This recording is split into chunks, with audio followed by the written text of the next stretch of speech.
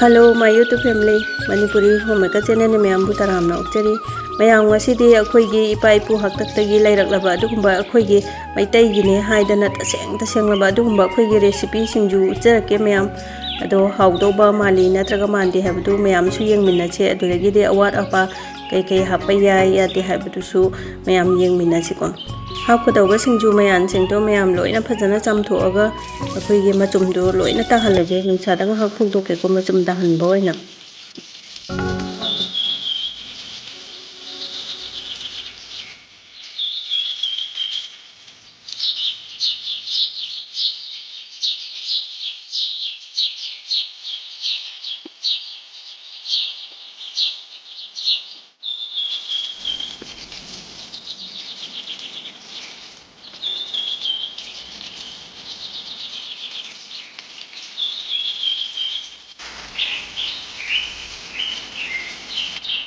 Chamba loisalabani na nungsada phungtoke na chumji phajana kanghalage Singju-dadi ising yawbadu jol lawaga hautedana ko.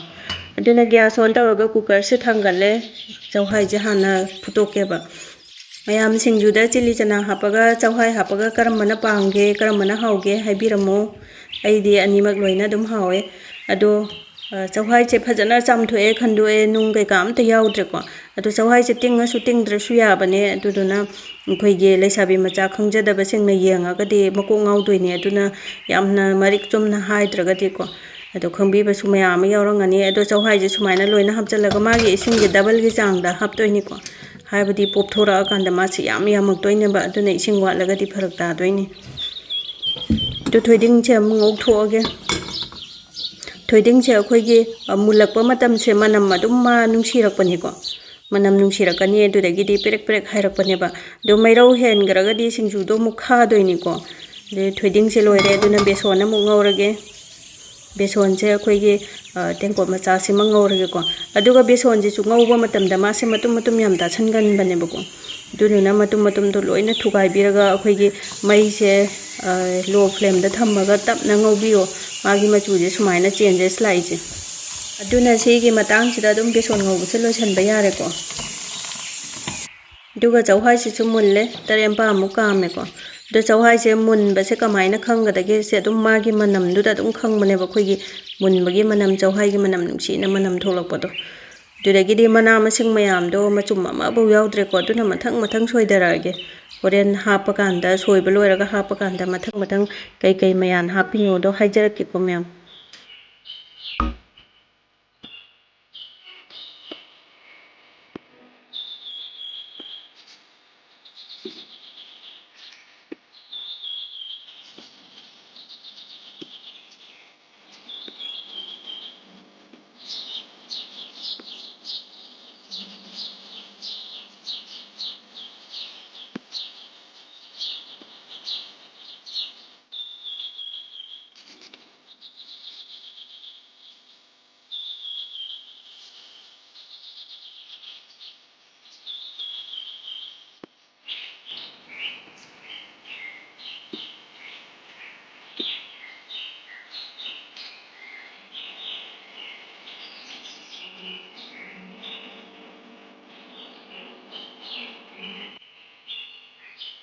Singjugi mayan soiba loisale Myam haibi manadi soina de ko sumaina pat thalaga hamne ko magi masing do lawthoaga aduna kubi phul mapum macha ma sumaina loina phajana soido hape komprek asoiba palu kabi laphu tharo adagidi umangra soiba adagidi thambau Eikhoigi Singjugi ningthawni ko haibi mana khara maga hapjale adagidi beson ngawba se tengot macha muki changni ko adagi thoiding chu tengot macha muki changne thoiding se Eikhoigi grinder da takhaibu bodi subana hawbani ko adagi moro suba spoon ahum amaga hape adagidi yagadaba changda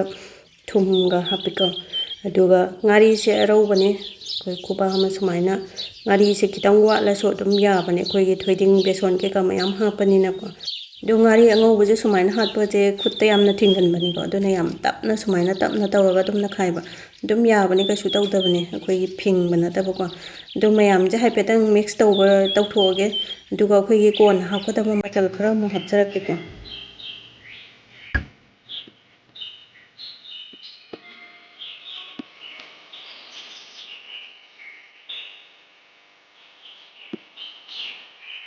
Sumaina kabuk kabuk tokthokga ngasai chonghai aputpado du mo hapchalageko. Adudagidi maroi mapang loi hapchalase kanguman, adudagidi tuning ko mara mana, adudagidi mayangton telau kitang ama hape phatigom kuba amaga sumaina haifetang mix tawrageko. Haifetang totpa. Aduga lastki hapkadaba machal ani khaksu waliko mayam.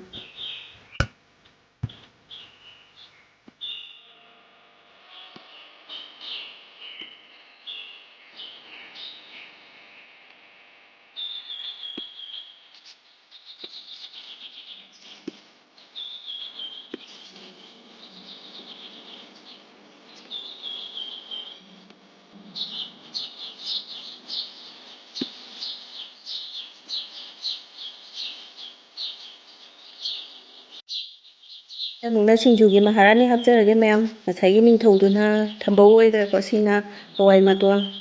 Adudagidi ngapum makakpa force khara amaga hapchalage aduga haifetang akhoi ngapum makak sidang haifetang nekhairagani mekhairaga akhoi adum kayona khabai amna mix tawrage. Natragadi yam metluragadi hawrarogba.